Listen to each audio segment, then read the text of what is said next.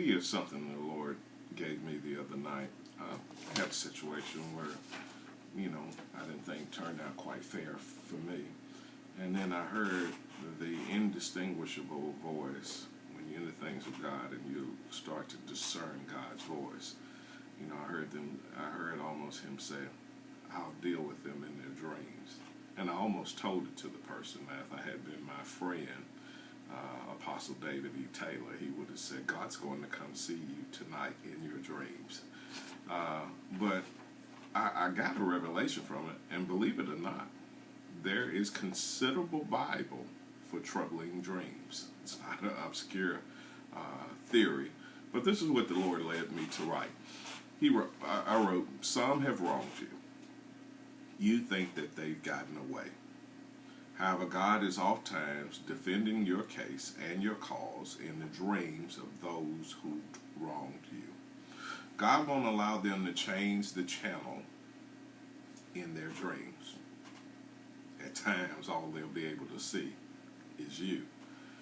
Some of your haters are literally seeing you in their dreams. God can defend your case, your cause, and win for your cause, all in the dreams of your enemies and haters. At this very moment, some that have wronged you are literally scared to go to sleep. You spend time wondering why your enemies stare at you and haters stare at you so much. It's because they are seeing you in their dreams. Their dreams at times won't give them any peace. There's considerable Bible for the troubling of dreams, but the revelation that the Lord gave me was that He can, win.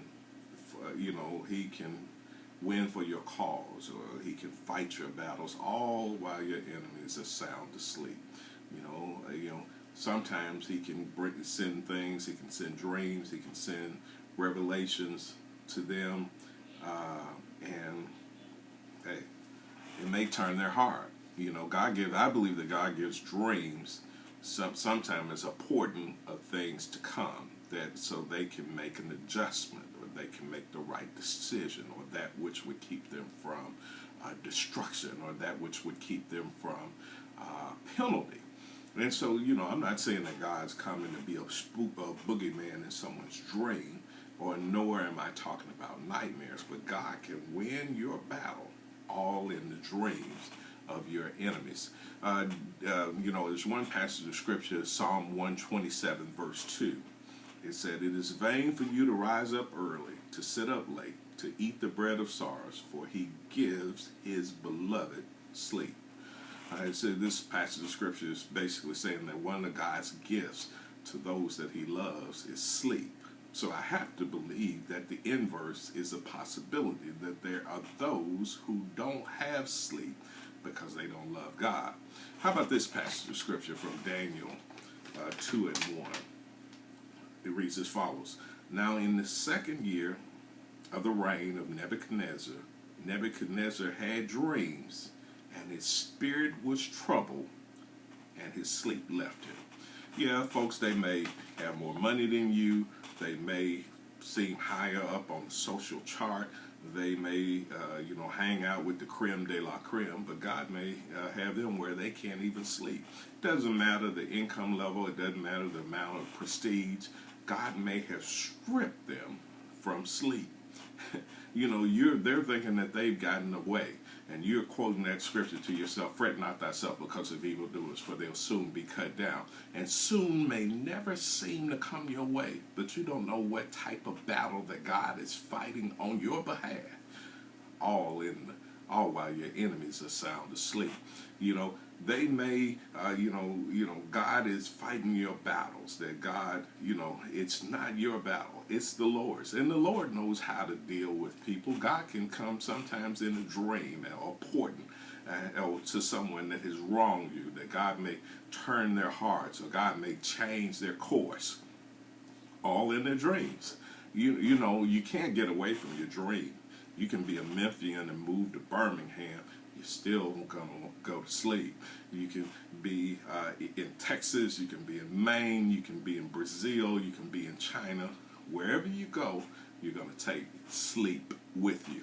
And I submit to you, child of God, that some of the battles that you think are long lost, that God's winning those battles, all in the dreams of those who have wronged you. Genesis 20, verse 3 reads as follows: But God came to Abimelech in a dream of the night and said to him, Behold, you are a dead man because of the woman whom you've taken, for she is married. Now this was, and thank God that Abimelech heeded this warning. God, I believe that God can give warnings, that he can change paths, he can change courses, that he was going to, go towards sudden destruction, but he made the right decision, all because God dealt with him in a dream. Look, folks, there's passage of scripture after passage of scripture. Joseph, Pharaoh had a dream that he couldn't understand, and that dream was waiting for Joseph's discernment, because Pharaoh couldn't have any peace until he knew what this dream meant. And that dream literally led, the interpretation of that dream led Joseph to become second in command in Egypt. God can deal with that. How about Pilate's wife? As it related to Jesus, she saw that hey, we got the wrong man, but they didn't heed the dream. Look, folks, God can fight your battles. God can win your battles. God can do so much for you, all in your dreams. Mary's dreams. God has a way of catching, dealing with people even when they're asleep. Some have wronged you.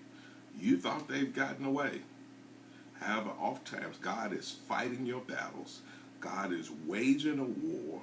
God is having awesome skirmishes. God is coming with a blitzkrieg that no one's ever seen, all in the dreams of those who've wronged you. God won't allow them to change the channel. They won't have a remote control. They won't be able to flip the channels. God's going to keep you right front and center many times, right when they close their eyes. Some of your haters are literally seeing you in their dreams. God can defend your cause and win for your cause, all in the dreams of your enemies and haters. At this very moment, some that have wronged you are literally scared to go to sleep. God knows how to send a replay, instant replays or rewinds of how they've done you wrong. You spent time wondering why your enemies and haters stare at you so much. It's because they're already seeing you in their dreams. Their dreams, at times, won't give them any peace. Look, folks, God can win that battle for you, all in the dreams of your enemies and haters. Very different take. My meditation.